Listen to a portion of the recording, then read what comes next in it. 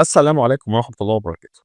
الفيديو اللي فات اتكلمنا فيه عن الpressure samples. إن شاء الله في الفيديو ده هنتكلم فيه عن الlevel samples.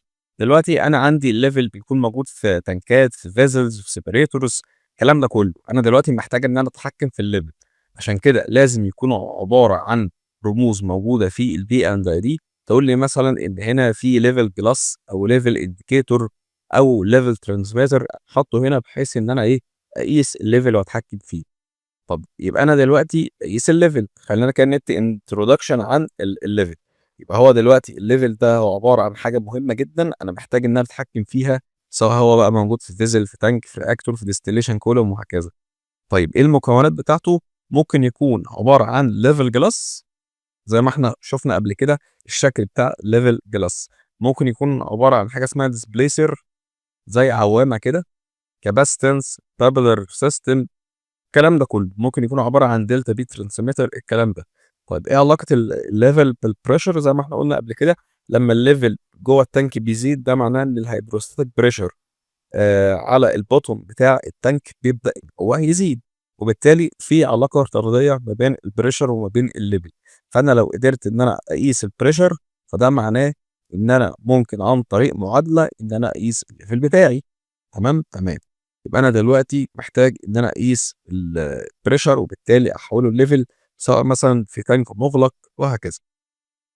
طيب يبقى أنا عندي شوية symbols كده، الLI يعني level indicator، الlevel indicator ده ممكن يكون عبارة عن level gauge، ممكن يكون عبارة عن شاشة برّه بتطلّع لي قراءة للlevel وهكذا. طيب الelement نفسه اللي بيقيس الlevel واللي مغموس جوّه الvessel نفسه، ده اسمه الlevel element. طيب أنا دلوقتي عندي level transmitter ممكن يكون جواه element أو بيخدم عليه element، الelement ده لمّا بيقيس الlevel transmitter بياخد القيمة دي وبيبدأ إن هو يبعتها للcontroller والcontrol room والكلام ده. يبقى أنا عندي control loop ماشي، control loop بتتكوّن من LT level transmitter وLIC level indicating controller والfinal control element مثلًا وليكن عبارة عن level valve. valve بيبدأ إن هو يفتح أو يقفل عشان يتحكم في الlevel اللي جوّه التانك مثلًا. طب هل أنا عندي حاجات تانية؟ قد يكون مثلًا عندي حاجة اسمها الlevel recorder، حاجة بتعمل record الlevel. ممكن يكون عبارة عن alarm بيدّيني alarm مثلًا، ممكن يكون عبارة عن alarm بيبدأ إن هو يدّيني signal لمّا الlevel بيبدأ إن هو يزيد عن قيمة معيّنة. ممكن يكونوا عبارة برضه عن low level alarm بيبدأ إن هو يدّيني signal لمّا الlevel بيبدأ إن هو يقل عن قيمة معيّنة.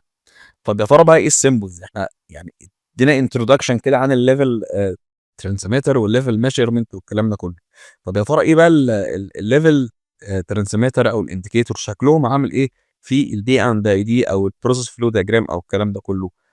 الlevel element ده الحساس اللي بيحس بالlevel، ده الشكل بتاعه.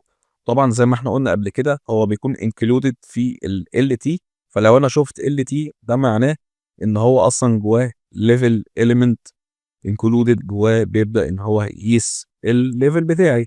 قد يكون مثلًا في الشكل ده، أنا عندي هنا الelement هنا والtransmitter موجود فوق، ولكن الشكل الشائع إن أنا بارسم بس الLT ما بارسمش الLE اللي هو الlevel element هنا، لإن أنا بافترض إن هو مفهوم طالما هنا في LT يبقى بالتالي هنا في level element بيبدأ إن هو بيبدأ إن هو يقيس عندي طبعًا الlevel glass أو الlevel indicator، الاتنين يعتبروا وجهان لعملة واحدة، حاجة بتدّيني indication الlevel عامل إزاي. عندي الlevel glass زي ما إحنا قُلنا قبل كده. هل في اختلاف ما بين الlevel indicator والlevel glass؟ هو الحقيقة إن الlevel glass ممكن يعتبر نوع من أنواع الlevel indicator، هي عبارة عن حاجة بتدّيني قراءة للlevel برّه.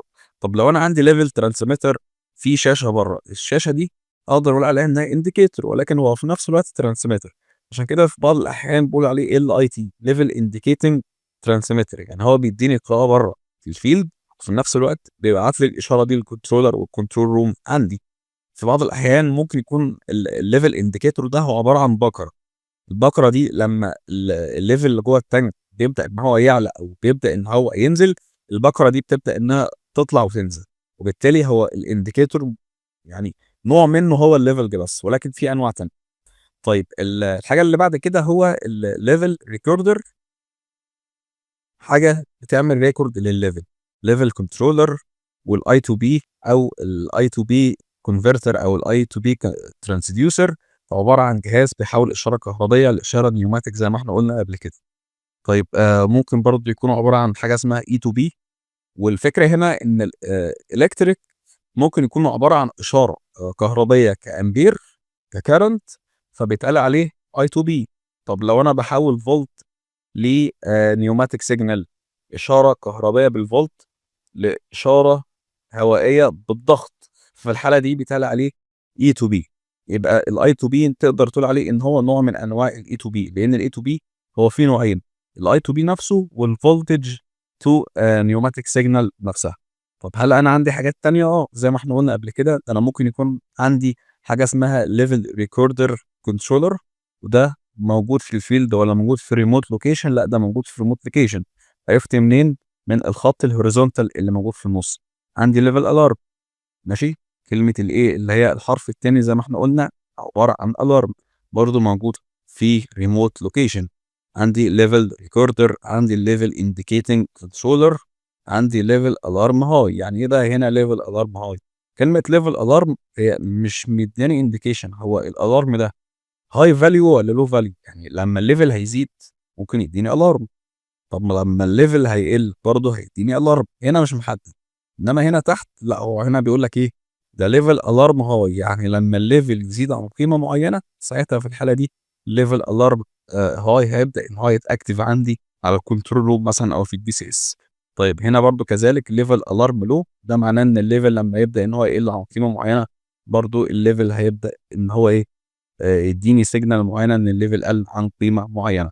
طيب ده ليفل سويتش، ده ليفل انديكيتنج كنترولر موجود في دي سي اس، ده موجود في بي ال سي، وده رقم اللوب بتاعته او اللوب نمبر بتاعته. طب ايه ال واي ده؟ ال واي ده ممكن يكون عباره عن الترانسديوسر او الكونفرتر. يعني انت ممكن تلاقي ان الكونفرتر بدل ما هو مكتوب اي تو بي بالشكل ده، ممكن يكون عباره عن كلمه ال واي اللي موجوده بالشكل ده.